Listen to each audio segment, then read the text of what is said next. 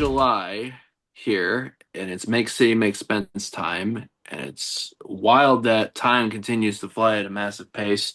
But we have some great news, great things to talk about related to Detroit City Football Club, both the women and the men here.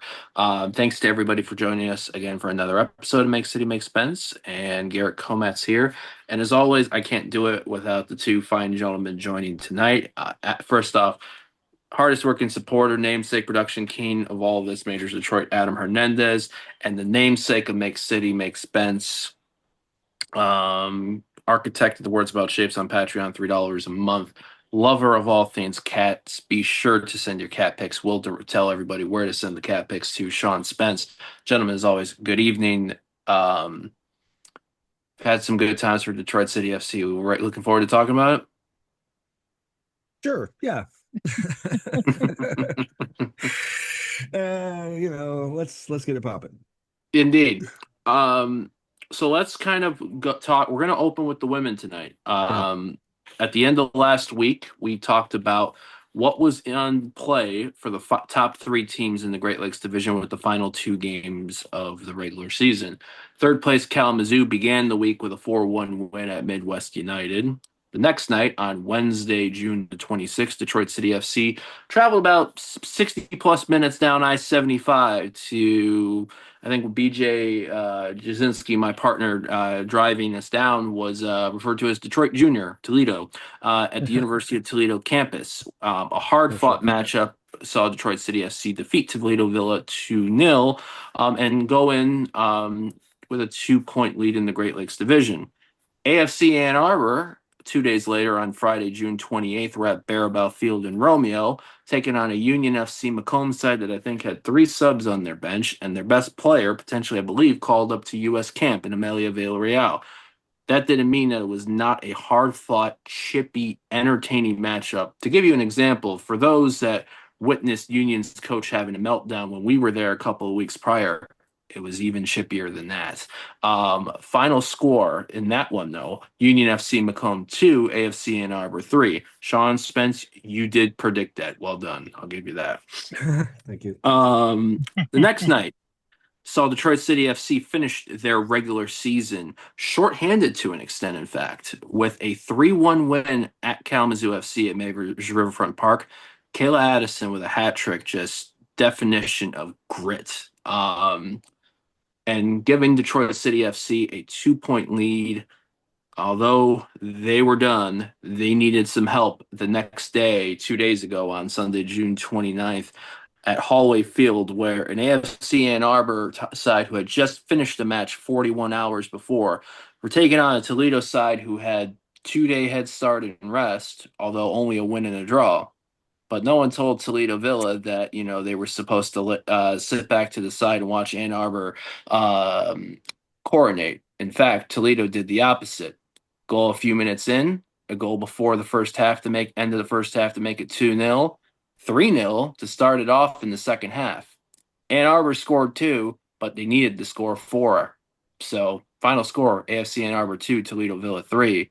And once again, Detroit City FC are now Queens of the Great Lakes for a second time in a row. What does that mean? We are at playoffs, folks. There ain't no rest for the wicked. Friday, July 4th, Sunday, July 6th, depending on how the Friday results go, the 4 division winners that make up the Central Conference gather over at Highmark Stadium in Pittsburgh. Detroit City FC is the 3 seed, taking on number 2 seed Kings Hammer Division, who won the Valley. That is at 10:30 a.m. Friday, July 4th. And Pittsburgh Riveters, the host, at the 4 seed, who won the Great Forest, take on the Heartland Division winners, Minnesota Aurora, at 1 p.m. So, Sean Spence, it was a wild, I'd say, for Wednesday through Sunday. Yeah. Your takeaways from it, and just how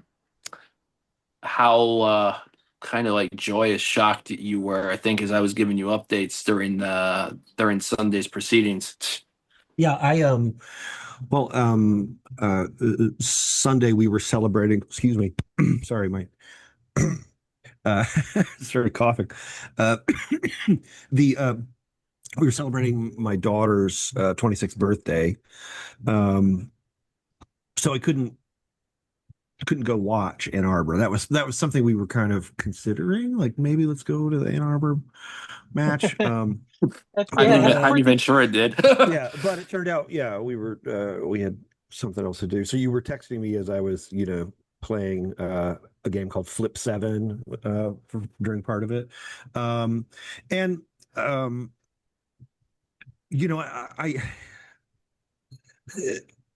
I really kind of thought it would play out this way. I mean, I guess I said that last week. Yeah, you're the Um, one that nailed the prediction, I think. I don't know if you said Toledo was going to win, but you said Ann Arbor was going to blow it against Toledo. I think, well, it was just the combination of the very short turnaround, which was like 44 hours from kickoff to kickoff. So really 42 hours of rest.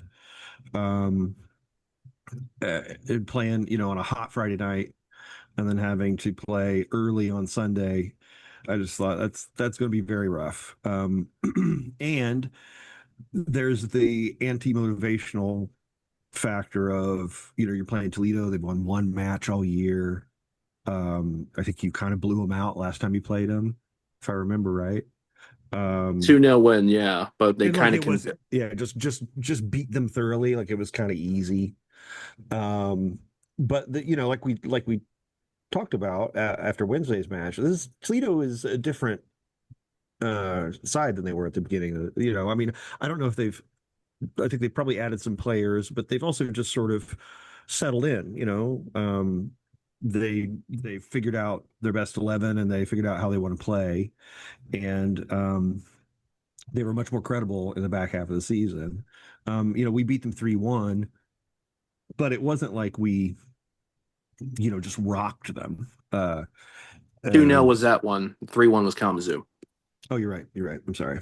But what I'm saying, like we didn't the second time we played them, we didn't come close to destabilizing them the way we did the first time. 100% agree. um, so all of that added together was like I could really see them dropping points here. And sure enough, they did.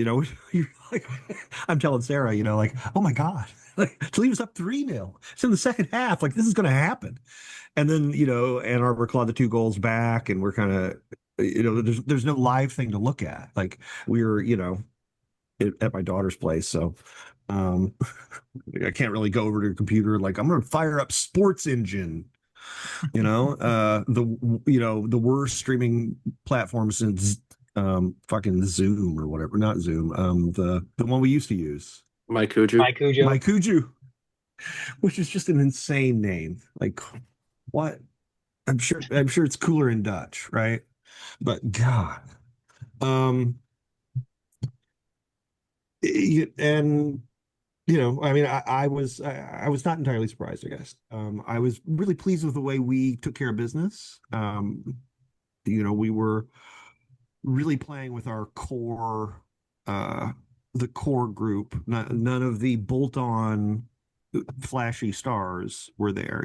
Sophia wasn't there, Lily Jacob wasn't there. But playing with our core group, uh, there's a lot of cohesion there. Tatiana, Hannah, uh, Addie. Drew Martin. Drew Martin is, yeah, she's indefatigable. Um, the defense, I'm going to talk about Katie and Ella because, I mean, I think that's an elite defense, and I think we're going to find out whether I'm right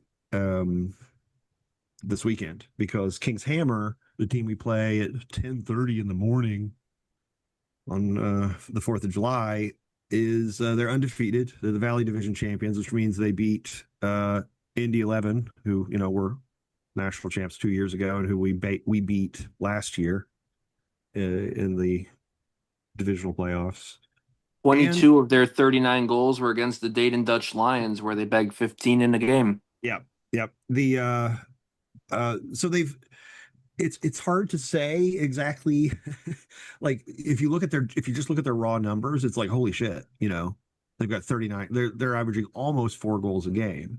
But then you look at the results and it's like, oh, okay. Well, there was like kind of a sacrificial lamb club in the group. And Yep.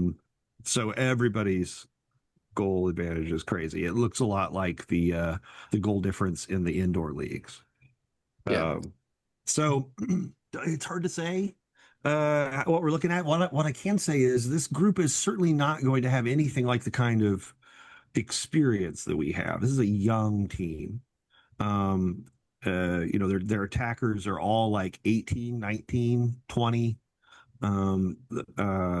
They're I think their best defender is Amber Brownham, and she's 21 and plays at Wright State. So you're not looking at somebody playing at Wright State and thinking, that's elite. But you can say the same thing about Acadia Murphy, and we know the deal with Acadia, right? So, um, we'll see. The thing that I think is always potentially devastating in these situations is which college coaches are going to be douchebags and just be like, no, I need him here before the fourth. Um, and, you know, like for example, I think maybe the Michigan State players got pulled back, which is, why we don't have our, the superstar goalkeeper we had. We've got a good functional goalkeeper.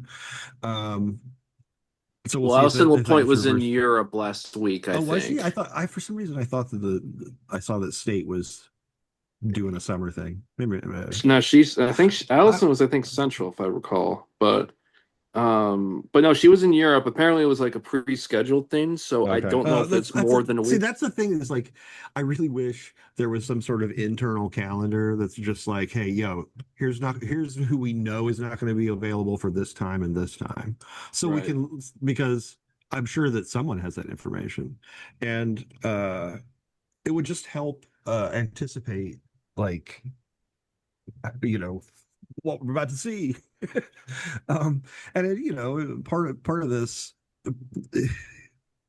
when you're trying to hype things, right? When you're trying to get people interested in things, you need the details, right? You got to weave the details to make a real story out of it. And that is so often the shit that is just that, especially on the women's side of the game, for some reason, they just don't communicate details about games at all. They just don't keep track of shit. You know, the stats we're getting out of this league are rudimentary, like 1920s stats. Minutes, goals, assists. There you go. That's it. Appearances. Like it's like 1972. Um, and so, as a person who's trying to like create stories here, there's not enough threads to pull on, like um it's very frustrating. It's something I've run into again and again and again trying to cover women's soccer. Um, is that there is a there's a sort of disregard for the narrative, and which to me is like the juice, right, of the game. It's a mechanistic thing that's about the players and the people involved. And if you want to watch it, okay, well, whatever, weirdo. Um, but it's really about those people, as an onlooker, you're not invited into the idea a lot of times. Um, and I think it's just um, uh, a naturally evolved thing.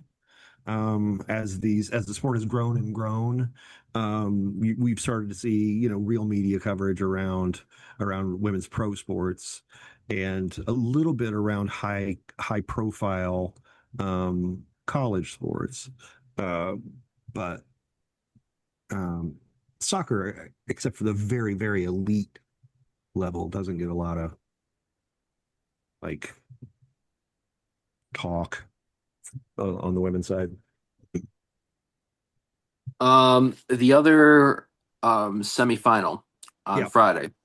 The host, first year in USLW League, Pittsburgh Riveters, part Mm. of the Pittsburgh Riverhounds group, winners of the Great Forest Division with 21 points. While they are the host, they have the unenviable task of taking on an undefeated Minnesota Aurora team Right. Right. in the Heartland. I didn't see what they did in the final game, but I know they were at only 4 goals conceded before their last match on Saturday, and I know they were taking. I didn't see how they did against Rochester. I can bring that up, Yeah. but the Aurora was the team that's always been, since they've started in USLW, have been kind of a darling. Um, but last year they ran into a very tough matchup with Indy 11. Could have won it, but didn't. Right. And really wonder though, is it this time, or is this the where the Riveters have the advantage of playing on home field? And I don't know what, with the Riverhounds actually having a match at 7 o'clock that night. Mm. I'm curious to see how much of their supporter group is going to show up, Right. or is it just going to be, batten down the hatches? We're fucking doing this. 2-1 win on their last match day, I think. No, that's page one. There's one more match I Yeah, need they to didn't go they didn't to. give up a goal. They finished it 4 goals against. Okay. Yeah, 2-0 2-0 win over Rochester. So, how do you is this where Riveters might have the advantage of having the home field in that crowd, or do you feel like this is the year where Aurora should get the job done and get to the final? Well, I mean, that advantage for the Riveters is real. That's not something that really is even debatable. Like, they'll be playing at home, they'll be playing at the field where they've played every match, every home match. They'll be very comfortable in the surroundings, while for everyone else it'll be, this weird place that you just drove to last night. And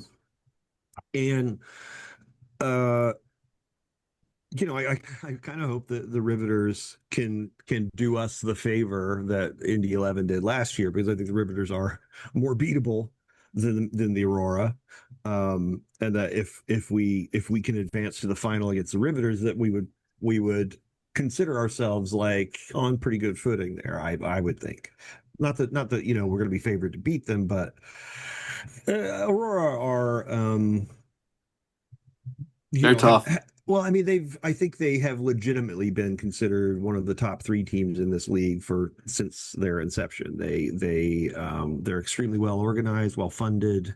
They've got a really fantastic public plan for the development of this club, and um, they've been very good right from their inception. And having said that, they played 12 matches and drew 2 of them. So, they're not an overwhelming, um, impossible. It's not like it's not like the team from Chihuahua, right? Um, that we Yeah. played in the indoor league, where it was like, oh shit, like all of a sudden we're playing like 25-year-old dead-eyed, like, Goal mercenaries. Um, goalkeeper sniping from the center right. line. Like, oh shit. There is another level to this. There it is.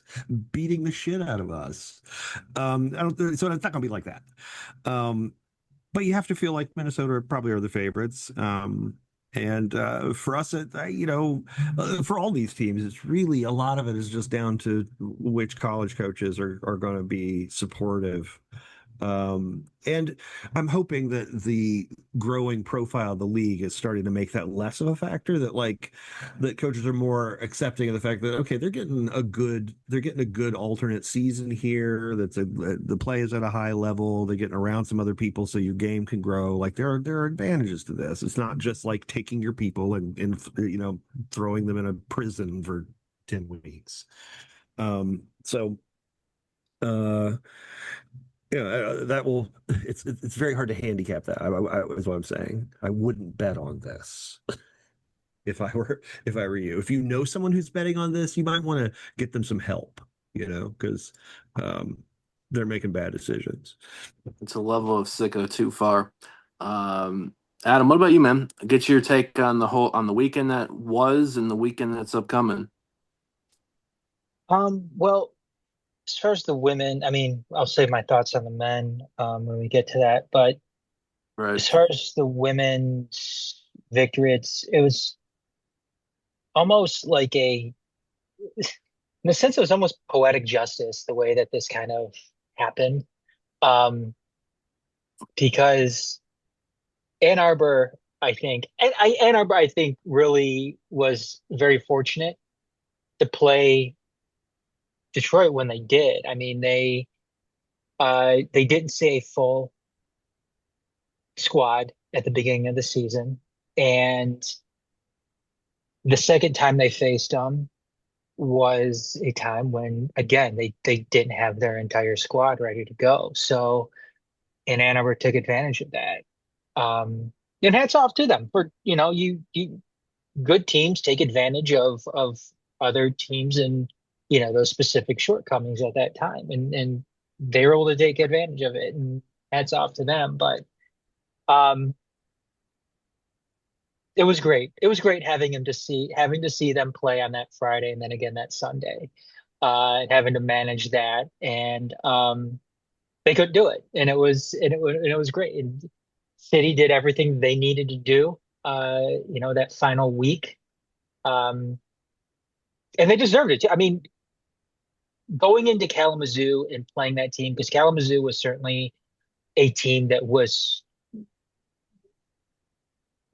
good enough to win this division as well. And going in there and Kayla Addison kind of dialing back the clock a little bit and getting that hat trick was obviously massive. And um, it was really quite an amazing thing to see too, just how much this division changed in such a short period of time. I mean, Toledo Villa was a different team from the beginning of the season. Detroit was a different team from the beginning of the season, and just kind of watching that evolution of these Totally. teams over the course of these, not what month and a half, 6 weeks, six six, 8 weeks. weeks.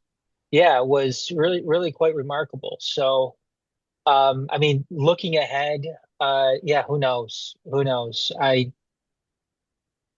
I trust Sean in his assessment that, yeah, Minnesota were is probably the favorites, to come out of this conference.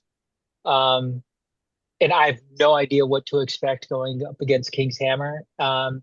It is kind of like that, that indoor aspect where you're sort of unsure of what the opposition is going to really look like. I mean, not so much as what we saw in indoor, just because of how just completely disorganized that league was. But um, yeah, I have no idea what to expect from Kings Hammer. Yeah, they scored a lot of goals. So who knows? Who knows? Yeah, It's I gonna be started doing fun. research and I was like, oh shit, like this team scores a lot of fucking goals. I'm looking through like, okay, so they've got a woman with 7, they got a woman with 6, they got a woman, Yeah, um, Yeah. and it's and like, those oh man, and then I've realized that like it was like they each got a hat trick against I forget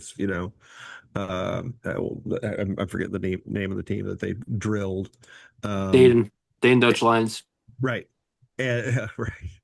Man, that is the Dutch Lions thing has been around five ever. Hmm. Just it always cracks me up that like And it the keeps thing is, cropping up. I mean, the last time we played Kings Hammer, I mean, we were both not good teams. So, Right. Came back from And 2-0 down and Kayla at stoppage time to get the point. I right. remember that game. That was a game that I think all of us Well, were they expecting. were Oh, like, we could win this game, but yeah, they were bad. Like that was their first year, I think, and they were just straight bad. And they came into like the last game of the season, like because we weren't very good, and they were like, "Yeah, we got a chance now." And we had to claw back, get that late goal to make it a draw. I mean, The Um, I don't irony of know. The What? irony of that is King's Hammer was a day after the men's match in Pittsburgh the night before. And Mm-hmm. now we meet up again in Pittsburgh. I don't know if any of the women listen to this or not, but Yeah. I'm I have a sorry. hard time imagining, you Yeah. know. So maybe I could say this without any backlash, but thank God the Nationals lost that tournament. So now we have Yep. some hope of maybe seeing like a Lily Jekyll or Ava Ladstrom playing this weekend, but who Yeah, knows? yeah. It's funny because like I really like Lily would just plug right into the lineup, of course. I Yes. really think uh she's been really tearing it up at the ECNL. She looks a little quicker and in her decision making and physically, and which is crazy because those were already, at an elite level. Like I think she scored a hat trick in the um quarterfinal match or something, maybe the semifinal. I think they lost, but they lost, so they didn't move on to the next round.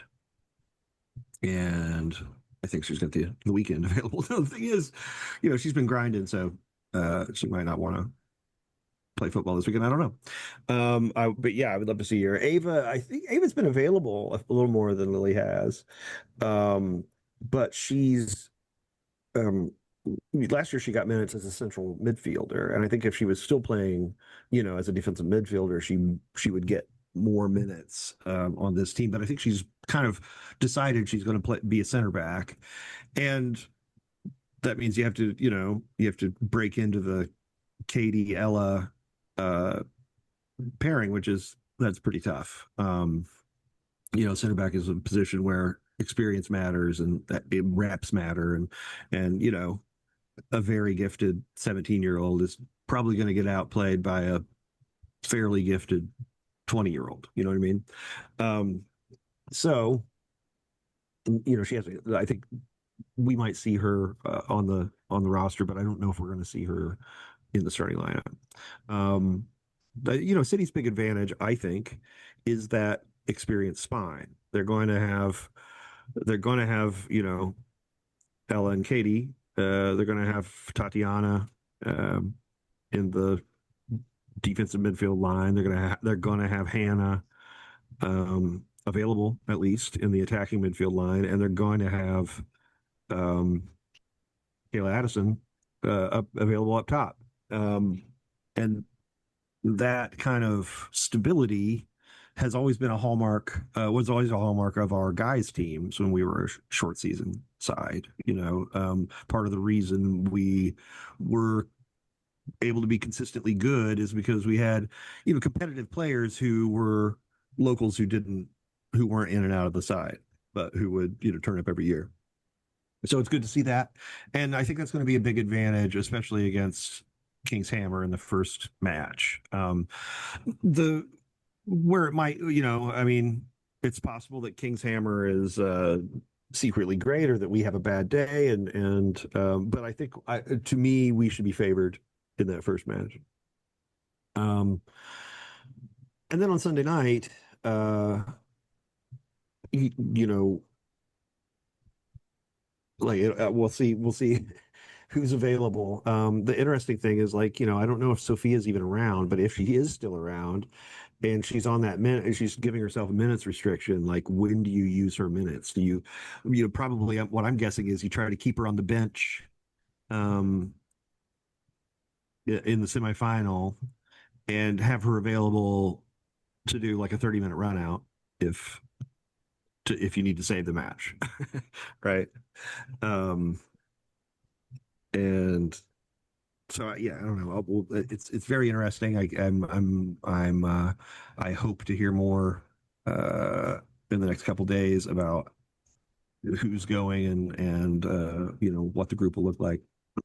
I was thinking about that, Sean. If she is on a minutes restriction, which we can assume she is, it's an interesting concept of splitting it potentially between the first game and potentially, that second game on Sunday. And I'm wondering maybe if they start her um right. The feeling on might be Friday, and then just that. take her out at halftime if they have a lead or something. Well, it's also possible that what she's hearing from the physios is that um, it's number of days you're playing hard that really matters, and so she might really only be available one day.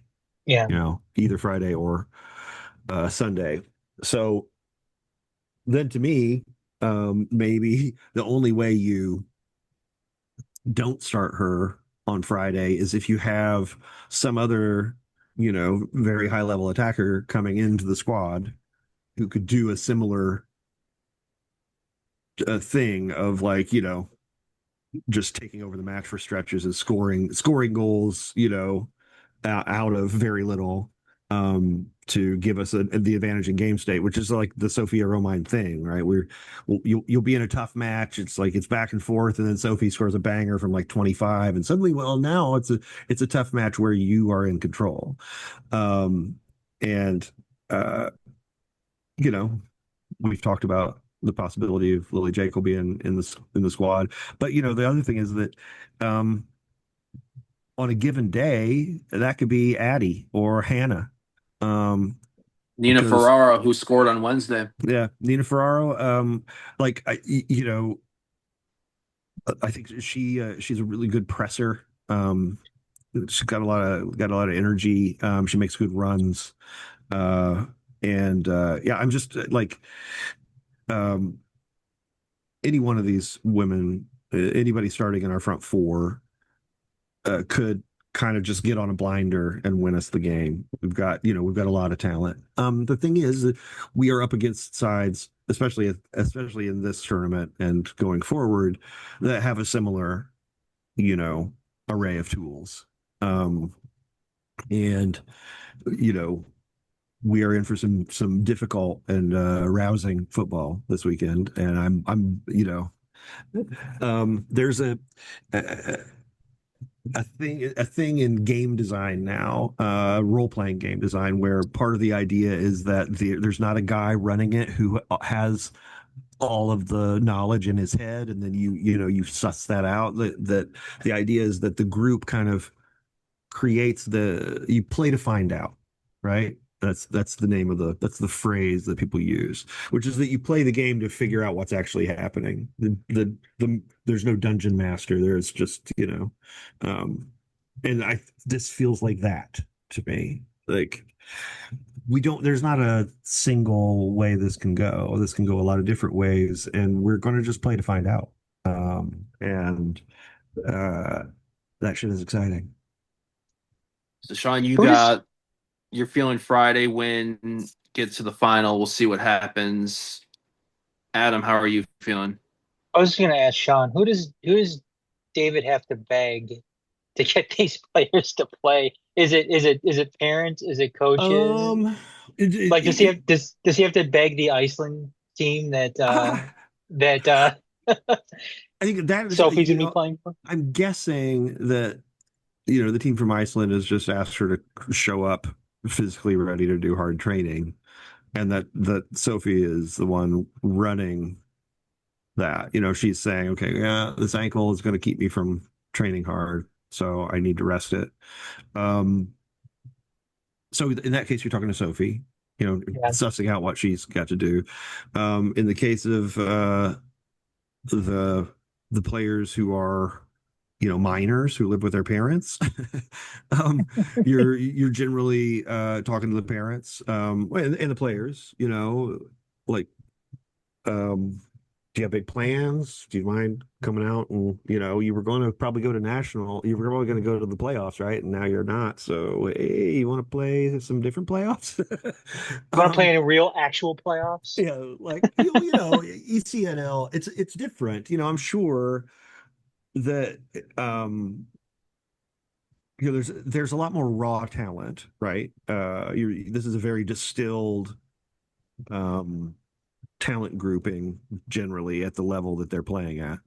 But it's age group soccer. So, you know, um, a player like Lily just rampages through it a lot of the time. And um, so she gets a very different experience when she's playing especially against good teams with us, where maybe the defenders are not quite as quick as her, but they're pretty quick and they know their angles, and they're not going to just get clowned. And the where the tactical decisions are much more complex and kind of layered, and I think there's value to that. So here I am pitching it, I guess. And the college players, you're talking to the college coaches. Um, uh, I don't know if that gradually will change in the NIL era. If the players will gradually assert more power over and control over their schedules, but for right now, the college coaches act as if they are pro managers who are like, our training camp begins X, you will be there. Um, so we'll see. Think we'll get to the final on Sunday. It's gonna be Friday. It's gonna be fun on Friday. It's gonna be difficult. But I'm excited to see it. Um, I kind of hope just for the kind of said this on Tunnel Talk when we recorded on Sunday night. Beating Minnesota Aurora, if we got to the final, would be really cool because I think they are like, the top of these four that we're playing. But there's just something, and maybe it's because I really enjoyed beating Indy last year in the final. There's just something about going to Highmark in a playoff To beat situation. Pittsburgh in their own place, man, that would be way better. Yeah. I don't know. It's just something feels really, really good about that. I mean, I kind of want to manifest it, but I also don't want to get ahead of myself in this case. Right. First things first, get done with Friday. Um, Exactly. Yeah. I mean, I I think we win. I think we probably win like 2-0 on Friday. Um, and you know, we'll see what happens on Sunday. Um, a lot really comes down to who we've got available. Um, if we don't have any of the top line attackers available, and we're kind of going with the players that have been available, like consistently all season. Ella Kane, uh, uh, Hannah, of course, Kayla, of course. Like that's that's so much better than than what most teams would drop down to. You know what I mean? In terms yeah, of we're not dropping down to. There's no like kid who's like gotten 4 appearances and looked okay in the group. It's like everybody's experienced, everybody's good. This is a deep team, and uh, so I hope we have a good showing. I think we will, and um, this group is going to have. I think they're going to have another week together. hell yeah. Um, let's let the good times continue. Our congratulations for getting the Great Lakes again. We think the best is yet to come. Yes. Um, Continuing the good run of form onto the men, who ended their winless drought the weekend prior with a 2-0 win at historic Keyworth Stadium against the Miami in a matchup that Adam did both the men's and women's doubleheader and was the beginning of his heat gauntlet of that weekend, as well as many. Uh, I'll will if we want to talk about Wednesday's friendly, I'll defer to Adam for being the one in person for that. A tough match with Santos Laguna, a 1-0-1. Santos gets the win, but saw plenty of two-team appearances to Tenda Makruba in goal. Brad Dunwell making his return in a City shirt, which was cool and seeing that Yeah, interview. that's so great. Dominic Gasso playing center back. Um, Yeah, I like and that. and Fast forward a few days later to the USL Jägermeister Cup, sponsored by Tito's Vodka. taking on Hartford Athletic, who had won, I think, as many games in the first two of their Jägermeister group as they did in league play all season. They were 2-0, which is Yeah. hearing that stat one was wild. And while Hartford jumped out to a lead in the third minute via a ball in the box from the left flank, City equalized shortly after via Matt Sheldon. The beginning of the like and subscribe theme of of that evening.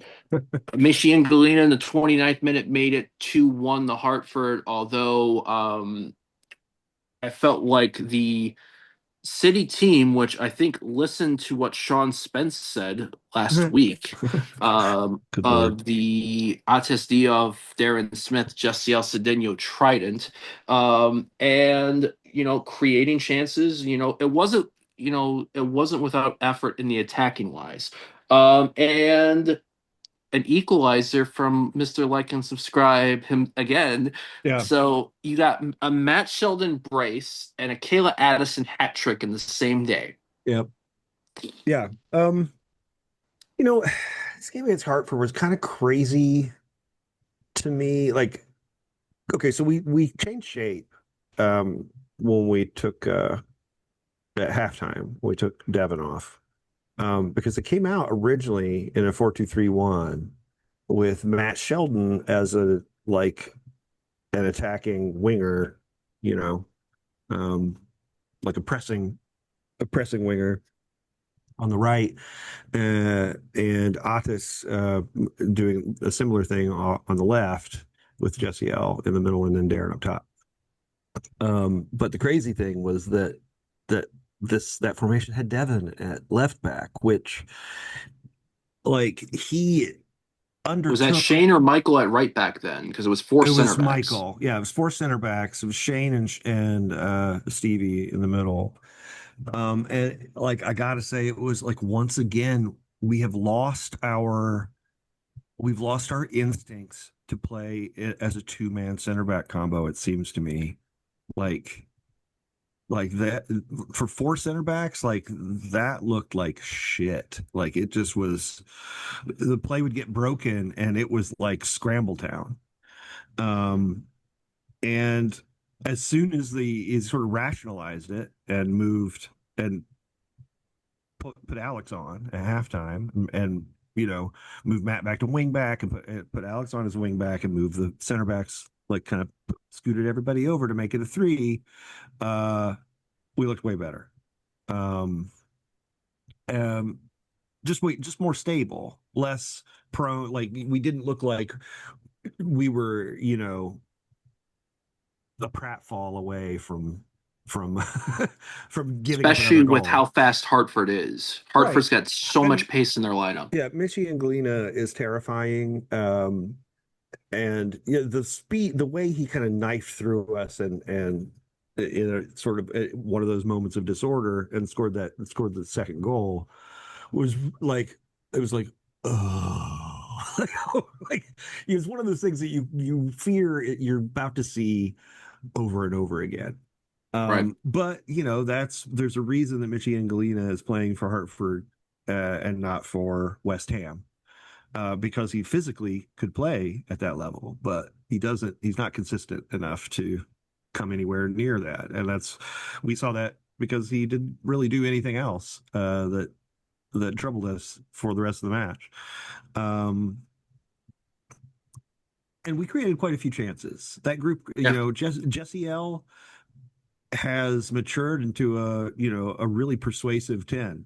And he likes to get on the ball. The team, you can tell the team likes to get him on the ball. They're like, okay, well, good things happen. Like, like get him the ball.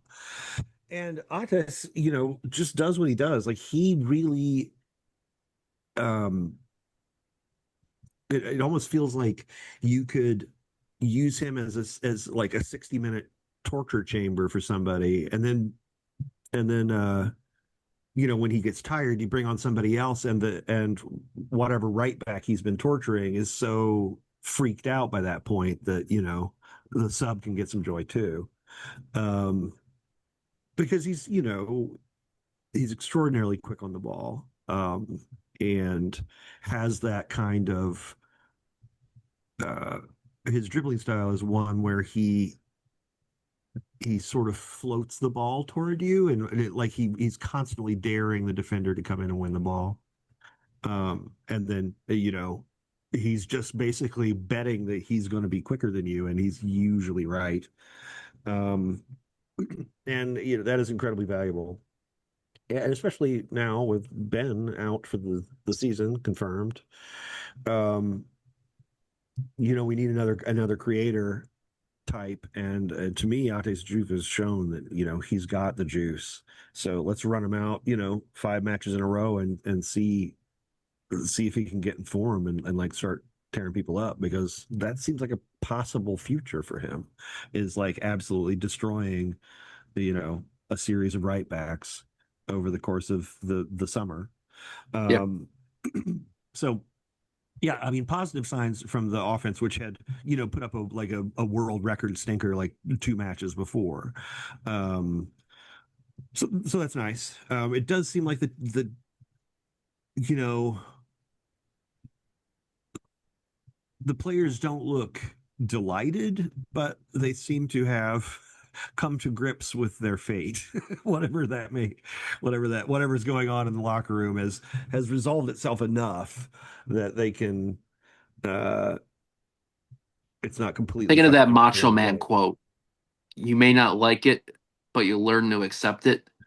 Well, and as a I think that's player, the line. as a Adam player, can let me know. you've got a very short career, and so are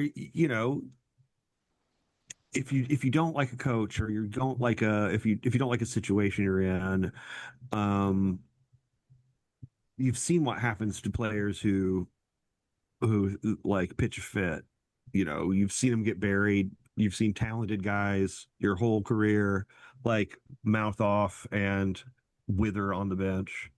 And so, the most likely outcome in every one of these situations is for the players to just, kind of go, all right, well, we got to get on with it. Let's fucking get on with it.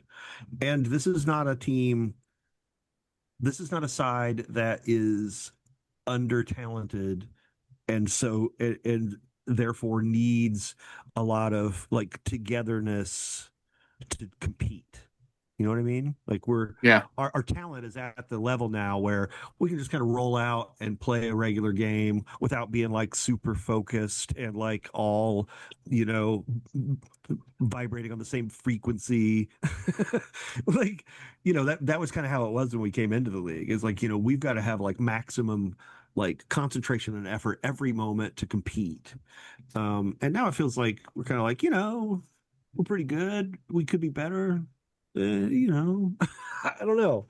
It doesn't feel the same. Um, There's things that I really liked about the numbers here. Because I think a few weeks back after the Pittsburgh game, I bitched about how we completed 400 something passes, but like 300 or so in our own half. Um, 18 shots, 4 on target, eight corners, forced 5 blocks from Hartford. We completed 256 passes, but more than half were in opposition halves, 34 touches in the opponent's box. There's a lot of things I really liked about the attack and the movement in this game. What's your take, though? Because I was noticing midfield positioning, center midfield positioning to be exact. So instead of the pivot side to side, seeing Ryan Williams kind of be the deep man and almost like lie up, really bombing forward, seemed like there was at least a 10-yard gap between the two of them at times, which seems to concern me off the ball, but lie really being involved when we have the ball and when we're in the opposition half. I mean, um, okay, so Lai played is starting to get minutes because he's rehabbing. But we're kind of watching him rehab on the field. So I would say he's physically maybe 80% and his game is like 70% right now.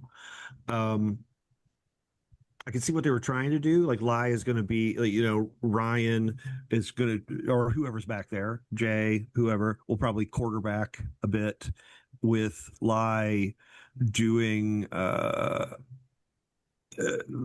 being available to drop back and carry the ball if necessary, or being a connecting piece and a forward destroyer if the ball's turned over. So uh, that looks like a reasonable plan to me. It's going to ask a lot physically of Lai. He's going to have to cover a lot of ground. And he already, he covered a fair amount of ground, but his fitness is not 100%. He's just not there yet. And I think it's probably going to take 3 or 4 weeks before we're seeing him at his best. And it's nice to see him back. Don't get me wrong. And really, Lie drop at 70% is pretty good. Yeah. But it was striking to me how much sort of lateral movement and like burst he has dropped in this time off. And I think it's going to be like kind of a grind for him getting back into it. But the thing is, like, he's absolutely the best midfielder on the team if he's fit, once he gets fit, so this is just something we ought to go through. And I think he'll be fine. I don't think he's going to cost us a lot. He's just not going to be as excellent as he could be Right. in the interim. I'm so glad to have him back, and I'm really delighted to see Ate Sajuf get a chance. All of it, really, all of the decisions in the Jägermeister match. Starting Matt Sheldon again. I didn't hate the four center backline, but to me, if you're going to do that, like, then you don't ask like Devin to get up the flank. Like, if you're going to play four center backs, just play a tight, narrow 4-man back line and Keep figure them out back there. yeah, and like have Jesse L drop into part of the midfield three and stretch stretch Matt and Ates to the boundaries and create your width that way. Christmas tree time, baby. Christmas Right. tree. Well, yeah, we've seen that be effective. Like Arsenal does that a lot, right? They'll when they go like super defensive, they'll put like four center backs on, and they're basically playing almost within almost four guys in this penalty area, right? Like they'll come out and challenge a runner on the flank, but besides that, the other three guys are in there, and yeah, I thought that would make more sense. Michael is a little more comfortable. He came up as an attacker until he was like 18. So he's a little more comfortable on the ball and like doing fullback stuff. Devin, like, he can get forward, but he gets forward like a outside center back getting forward. He likes to go in the channel.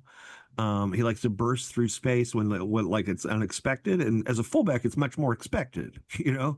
Like they're cutting off the flank for you. They anticipate you doing that and have a plan to stop it, and so it's a very different thing than taking the space when it's given.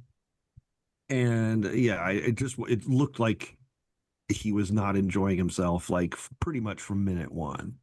Right. And I'm glad that Danny made the change at halftime just to kind of go, okay, yeah, like, and like, honestly, I didn't hate the idea of the four center backs. Like, against certain sides, I could see it working, but like I say, I think you gotta get your width elsewhere then.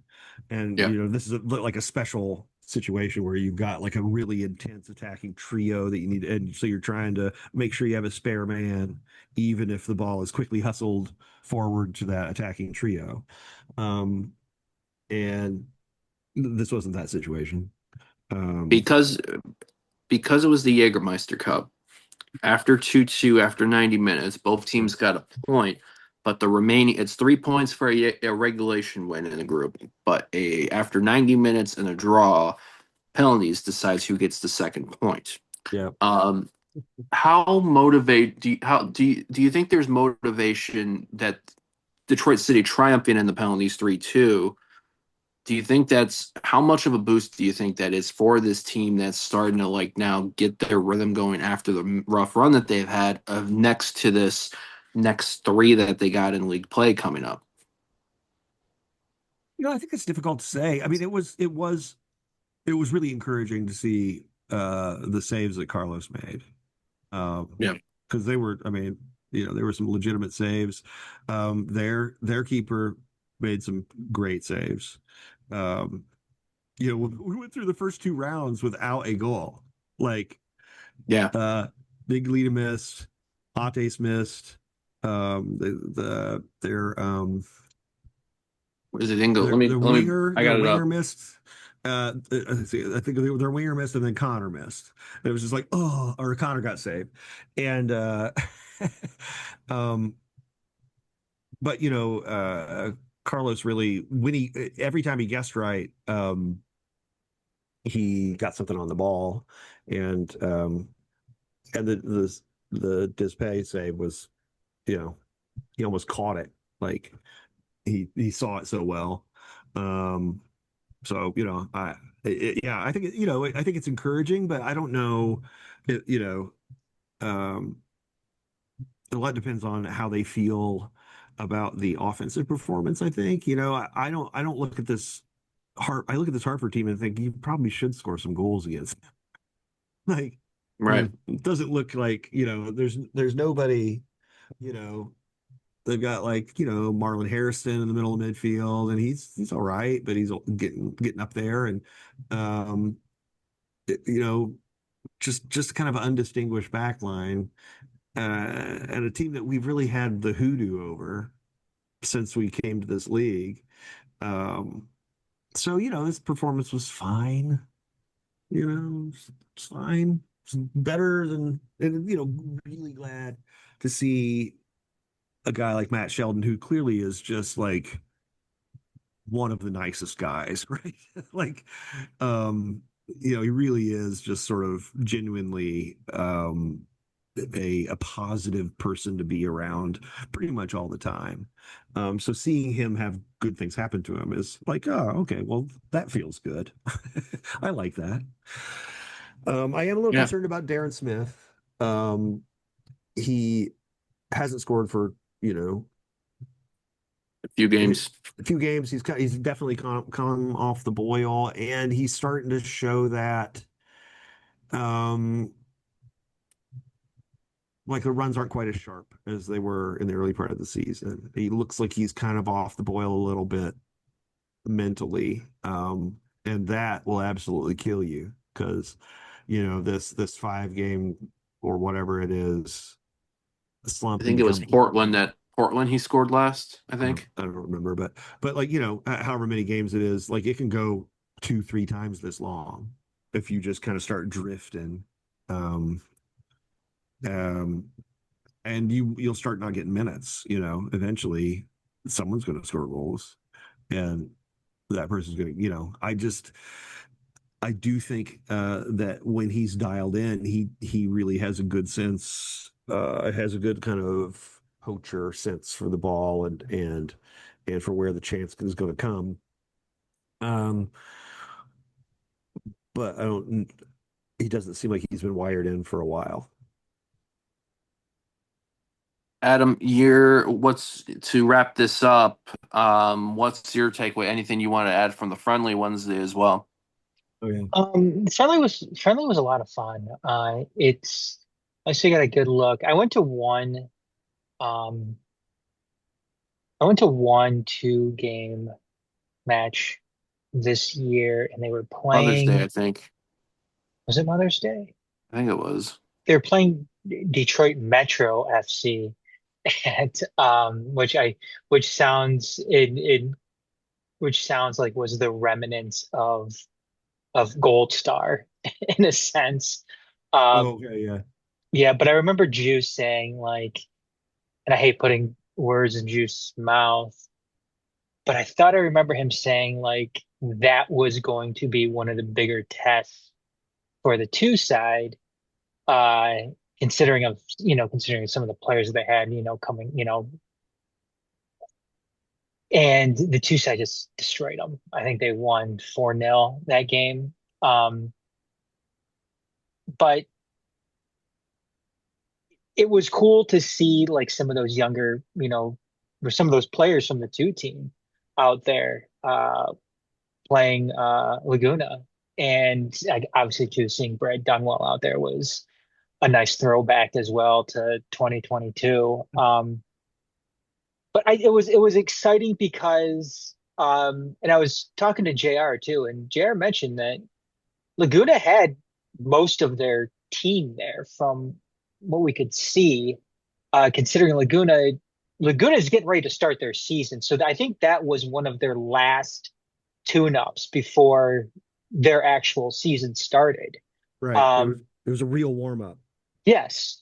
And Detroit had that goal that was called back. I think it was because it was offsides. Um, and they were hanging right with them. I mean, I'm sure Laguna probably wasn't going full steam ahead with it, but City had their chances. I think they rang a couple off the post, and um, Tatende made one of the best saves I think I've ever seen at Keyworth at the very least, coming across the box to just rob one of the Laguna players of a goal. And again, I just continue to wish that McRuva would get some type of shots, playing in a USL Championship game for Detroit. I hope that comes at some point this year. Just because I don't think that, we're not seeing a circumstance here, from back in, 2022 when, Nate was just going off and continuing to, proving all those doubters wrong that wanted Detroit to go out and sign, well, more of a USL championship caliber player, um, now that we're going into USL championship. But again, I want to see McRuva get a shot. I want to see him get a real shot at real minutes. Not to say that those weren't real minutes, but important minutes, minutes that count towards this season. And I think he deserves it just because I don't think Herrera or Saldana are just lighting things up where McRuva's name is just completely out of the question. Um, but again, like I said, it was a fun game. I wish City would have gotten the result there, but it was cool to see some different aspects, some new players coming in, and as moving ahead though to what we saw this past weekend from the men too. I mean, obviously it's good that they got the win. I'm not quite sure what type of impact that ultimately plays into their run in the Jägermeister Cup. And honestly, I really They'll don't need care. win and help. Win and help. Yeah, I mean, I honestly I really don't care all that much. I just want to see them play good games within the competition because I know they're probably not going to move on to that next round. My main concern, though, with them at this point right now is what they're going to do on that back line and how things are going to look on that back line when Steven's not there here in the next couple weeks. Um, so, I mean, that's one of my biggest concerns and how that's going to move forward and how the team responds to that. And, can you continue to capitalize off of that win against Miami and that win against Hartford, and just because they still need to get things turned around in league play. I mean that game against Miami, we already talked about it. It wasn't their best game. Um, it was nothing. I don't know if it was anything that was going to fully alleviate some of those fears that people were having leading up to that game. So, I mean, they need to continue to play well, and I'm just hoping that's something that they can do without a key player, you know, with a key player missing in their starting 11. So, There's going to be four matchups in July, three league and one Jägermeister Cup. for Detroit City FC this coming Saturday, July 5th, 10 p.m. Eastern. Sorry, it's a late one, especially with the women having the early Friday, so a big turnaround on that. Oakland Roots at Oakland Coliseum, and then back at historic Keyworth Stadium. Saturday, July 12th, Hartford Athletic come to Keyworth for league play. That's at 7 o'clock. Yep. Friday, July 18th, Pittsburgh Riverhounds come to Keyworth. That is a ESPN2. It's either ESPN2 or a CBS SN game. I know it's on one of the nationals. ESPN2. And then Jägermeister Cup, Saturday, July 26th. Westchester SC, who City played in round 3 of the USL Open Cup in April, come back to Keyworth. I'm with you, Adam. If you don't play Tatenda Makruva in any of those USL Championship games, put him in for the last group game in Jägermeister Cup, because it seems like we've been putting Saldana in occasionally for league play with Herrera. This is a great opportunity, and I'm still saying McCruber should have been in that Open Cup game against Westchester in April. So I get putting Saldana in at the time coming back from the injury. I think when he was dealing with his hamstring stuff, but it's been a couple of months. He's shown some how he can compete in these big moments, and if fate goes your way, getting that win, because the top 2 second place teams move on to the knockouts. So if you get the win and you get a lot of help, maybe that's a good boost. So that's just my opinion take on I mean, it. the thing is too. I mean, it's not like he was playing like college players or he was No, playing, League Two players.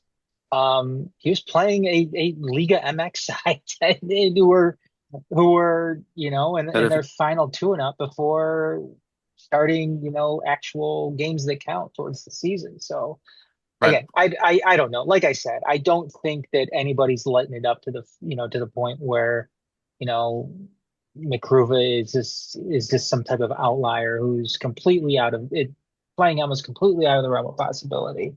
I mean, we're not in that position right now. It's not like that. I mean, we're playing, you know, the Carloses every other game, it seems like. I don't know. It's just who knows? I just think it's you can continue to shake things up a little bit by interjecting a guy who's been a good shot stopper his entire career. So Yeah, I mean, I think the concern with Tatenda would be that, like, if we get pressed, he's, I'm guessing that he's probably not super well integrated into our already shaky, you know. yeah, So what I'm guessing is kind of in the way. Um, the Oakland match is interesting, mostly to me because they've got a new manager. They fired their previous manager and hired Benny Feilhaber like a month ago.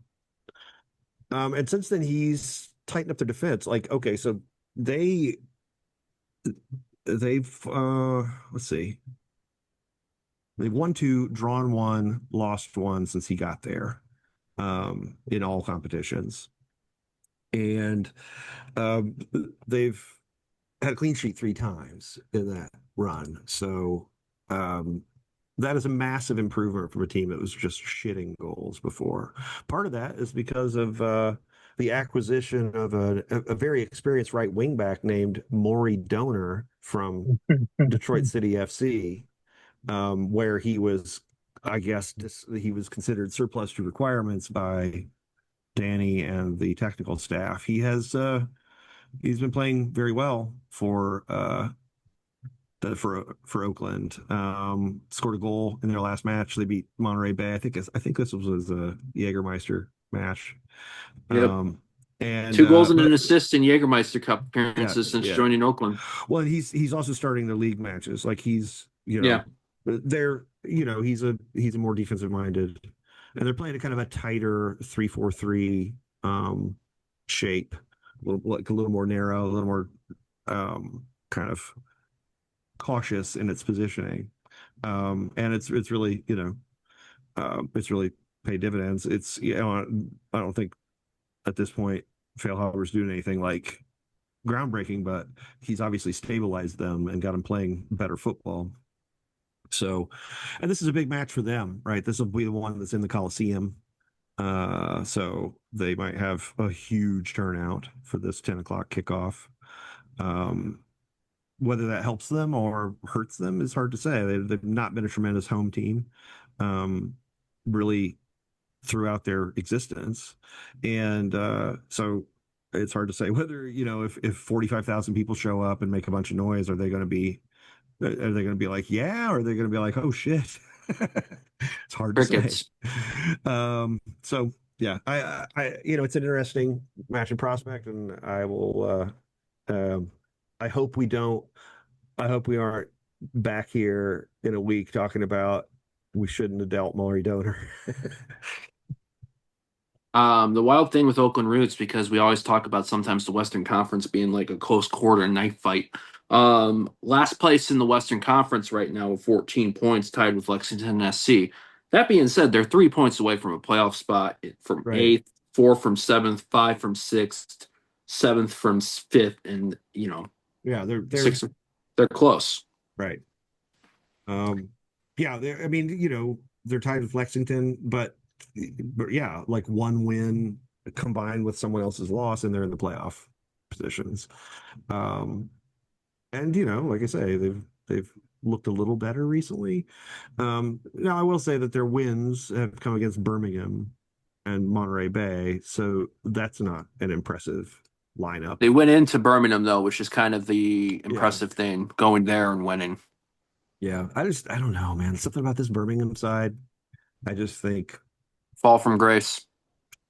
there's like there's kind of a core of kind of gutlessness in that side Yeah. that and I don't get it.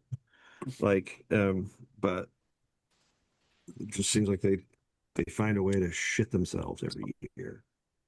Detroit City are in fifth currently in that Eastern Conference, doing a little bit of watching of some of the matchups around them in league play here as I'm trying to eventually get into, there we go, there's the fixtures that I want. You got North Carolina. Are they off this weekend? Yeah, North Carolina is off. Okay. So City has a chance to be level on points with North Carolina FC with a win, although that would mean they are 2 games. North Carolina will then be 2 games in hand. Pittsburgh Riverhounds host the Western leaders, New Mexico United, Friday night. Um, Indy 11 hosts Monterey Bay. Rhode Island hosts Birmingham. Miami hosts Tulsa. Those are kind of the teams below us right now. While not yet close to us, a team that is getting surging. They are off this weekend, but slowly but surely, Tampa Bay Rowdies are starting to get their season going. What does that mean come August when I think that's the first time we're playing them? Who knows? But it seems like that they're also slowly but surely getting their head out of the sand after the Yeah. start that they had. I I think it's a little early to declare that our time in the barrel is over. I think we played a little better, but it was against Hartford, you know, Right. And and we Miami. we and Miami, and we didn't win against Hartford.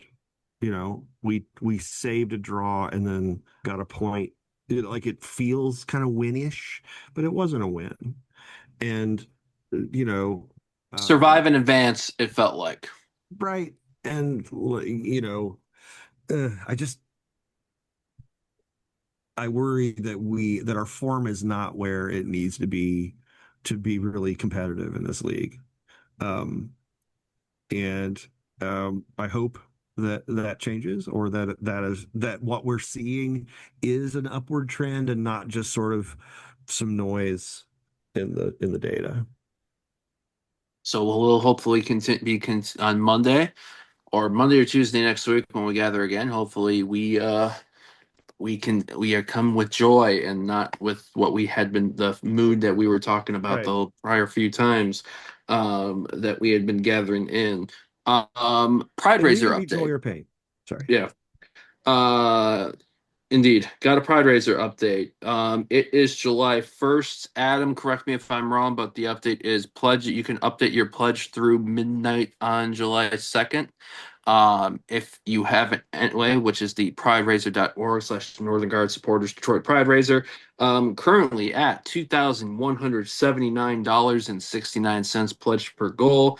17 goals between the men's and women's side so far for a total of $37,055 going to the Ruth Ellis Center. So if you haven't already, go ahead and go ahead and get your pledge in. You can also update your pledge. Adam, anything else that I'm forgetting as far as some of these details?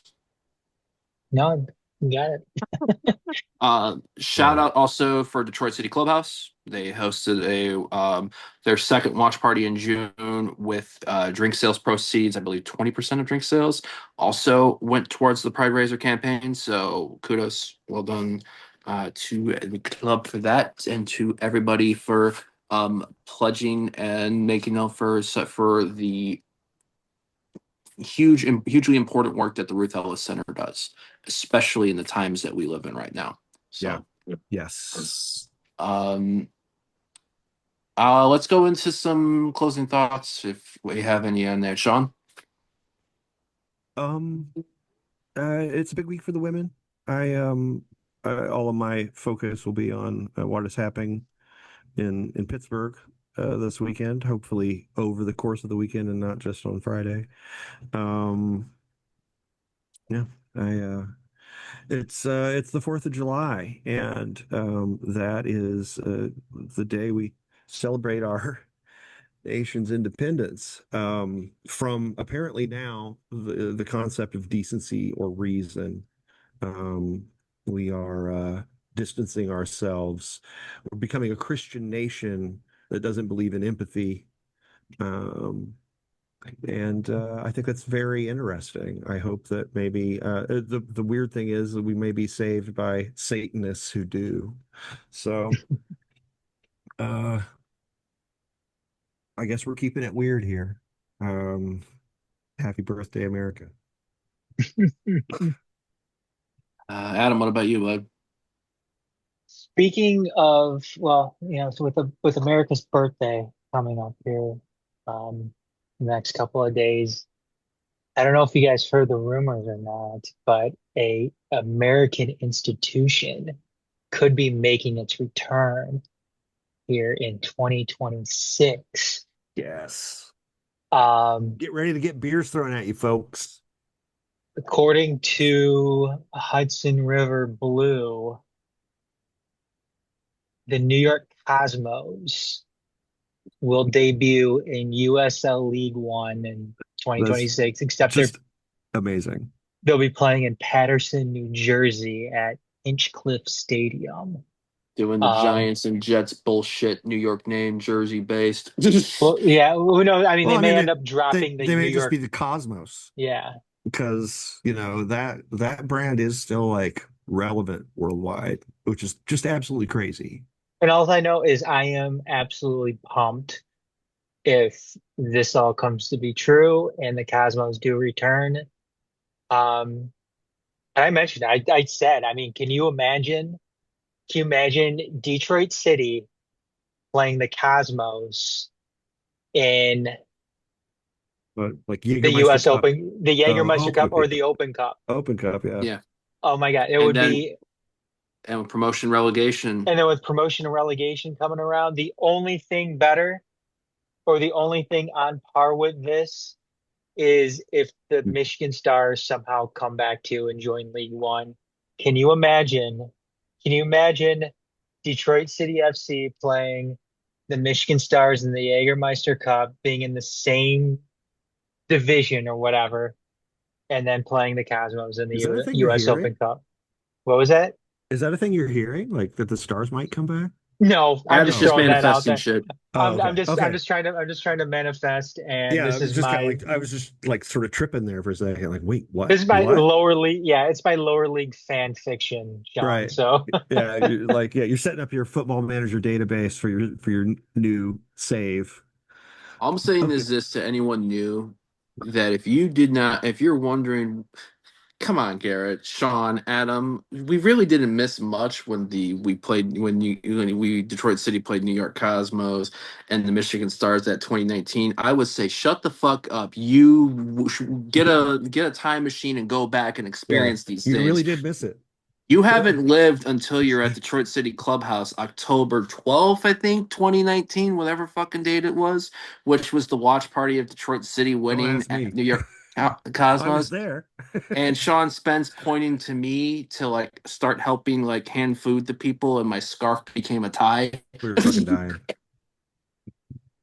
um, yeah, man, that was some fucking battles. I'm ready That would for it. I'm ready for um, it. it's a spark, folks. What's it? Um, What I mean, I don't. I mean, yeah, it's.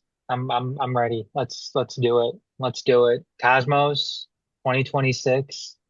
FTC, then, now, forever. Yeah. I mean, the intrigue there Yeah, is I think it's great. is Yeah. Well, and there are like the Cosmos supporters that turned out, especially for that home match against us, um, were you know, they were on that old school juice, like where you go out in the parking lot after the game and everybody's got chains in their hands and they're beating on each other. Um, like, a little crazy, throwing shit.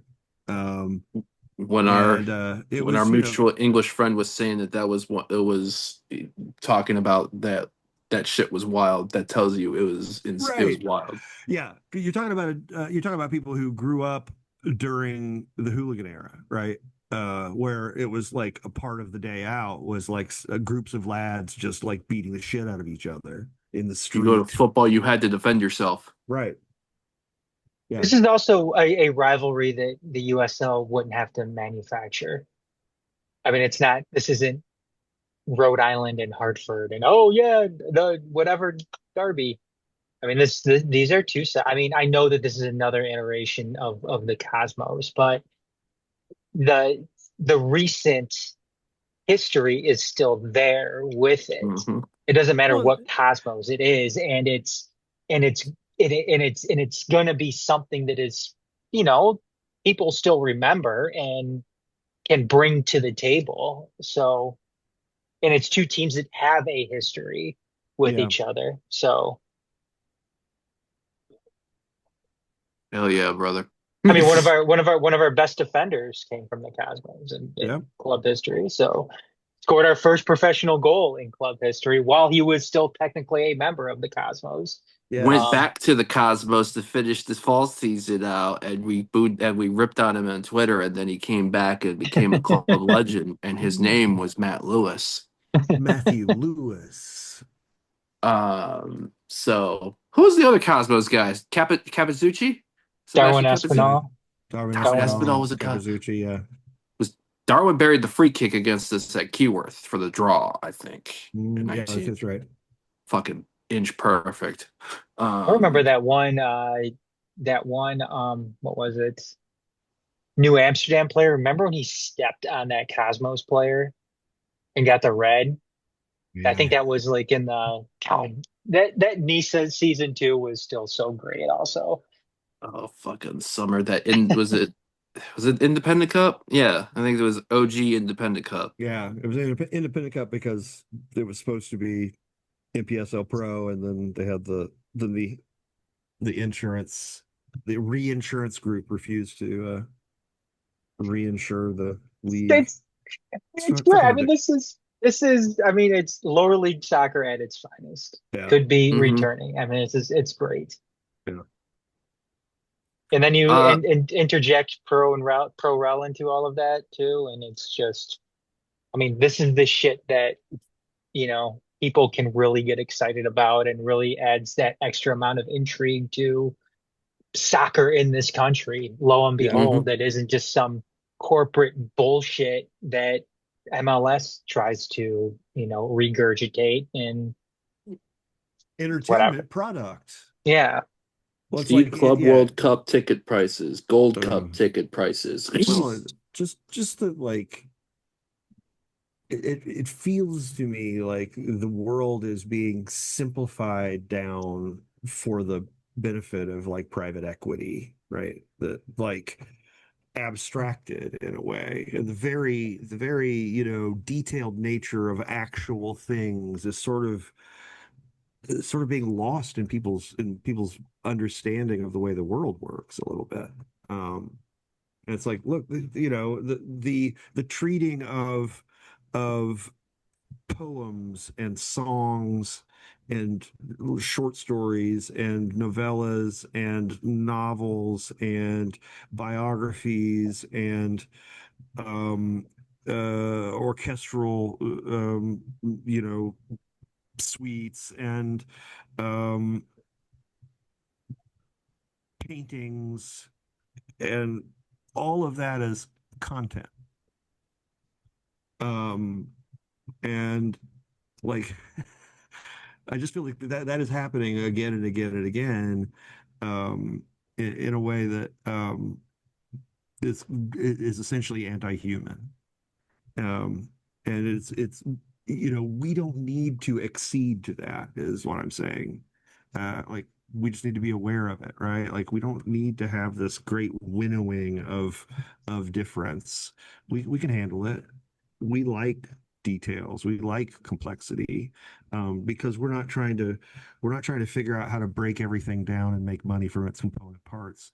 That's an anti-human way to look at almost everything. Yeah, I'm done babbling now. Um, want to congratulations to all involved. Women's side, coaching staff, Dave Dwahey, Danny Evans, Nate Northrup, Archer, others that I am forgetting, anyone that wore the crest for this Great Lakes title, to see a team grow and develop as on and off the pitch is really, really, really cool. Um, really glad to. I was enjoyed seeing everything how that all went on Wednesday in Toledo, for example. And I'm really excited to see what happens this weekend for that. And I think I had a good weekend personally where friends of ours gathering for soon to be wedding, and I realized that let people know the beautiful thing about this club that we're talking about tonight is we've met each other, all of us, through Yeah. because of this club, and the relationships that we've gained, to be able to get and spend time with each other and everything, um outside started with the club, and now you get to do things outside of the club realm. And I think that ties into what Sean in a way is saying is, there is a beautiful way of human connection that comes from this experience is how and does it, like, whether you've been in it for a long time or you get into it and you meet people. So don't just treat it as an act of a transaction where you go to something and go take it in, cherish it. You don't never know what you're going to experience or the people that you're going to meet. And in that, always with that, I'll say in these times, be good to each other. Um, because I think it's a emph- I think it's a good place to stop. We can just stop there. Everybody knows how to yeah, get a hold of us. yeah. Let's and part of the thing of being good to each other is sending Sean Spence cat pics online. So Sean, where should the cat pics go to? He just said that's a good place to end it. Everybody knows where to find us. Good point. I mean, I was trying to prime you not to point us toward check out, but we've just checked out. So okay, it's Shield Chafing, which is a CYLDSEEAFING at. It's at that on Twitter and Blue Sky. It's you do at Gmail with that, and you're emailing me. I'm that in other things too. I don't know. And of course the blog is Words About Shapes, and that's on Patreon. And take it. Adam? Go to the website. Find all the information there. Detroit.themajorsports.com.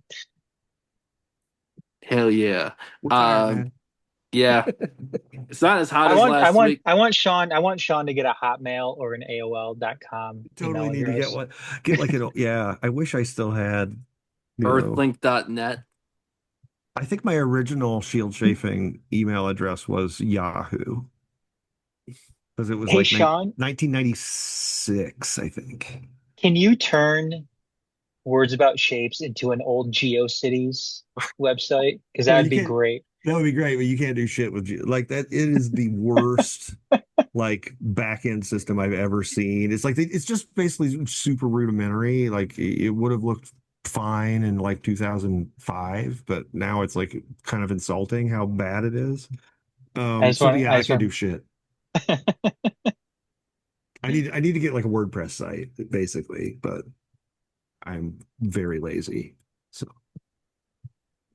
Um, there's been, like I said, this episode we talked about some great things that happen on the for the women and for the men of Detroit City FC and the great work that's being done for the Pride Raiser campaign benefiting Ruth Ellis Center.